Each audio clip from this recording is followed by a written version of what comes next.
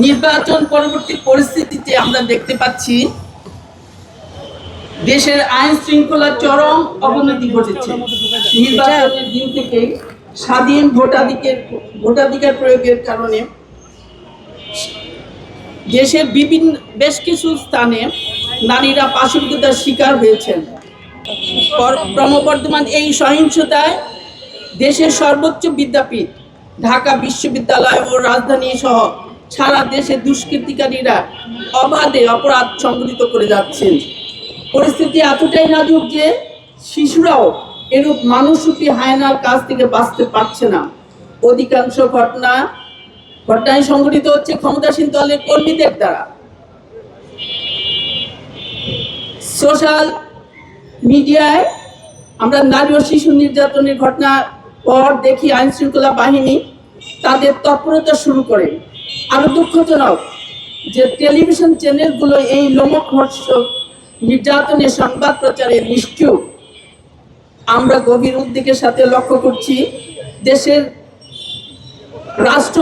নারী ও শিশুদের নিরাপত্তা দিতে ব্যর্থ হয়েছে। আমরা বাংলাদেশ জামাতে ইসলামী মহিলা বিভাগ এসব ঘটনার তীব্র নিন্দা জানাই। এই অবস্থায় আমাদের দাবি হলো,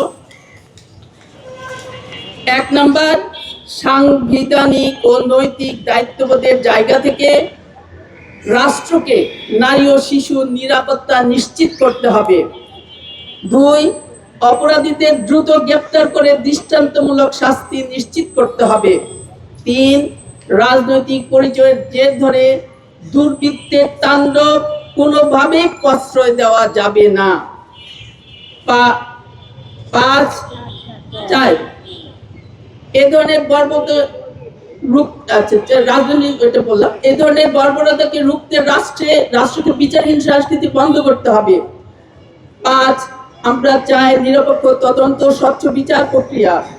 ৬, প্রতিটি মা বোন ও শিশুর নিরাপদ জীবন নিশ্চিত করতে প্রশাসনকে দ্রুত ও কার্যকর পদক্ষেপ নিতে হবে।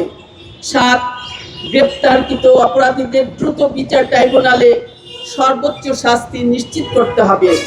৮, যে প্রভাবশালী চক্র অপরাধীদের রক্ষা করার চেষ্টা করেছেন তাদের বিরুদ্ধে অবিলম্বে ব্যবস্থা নিতে হবে।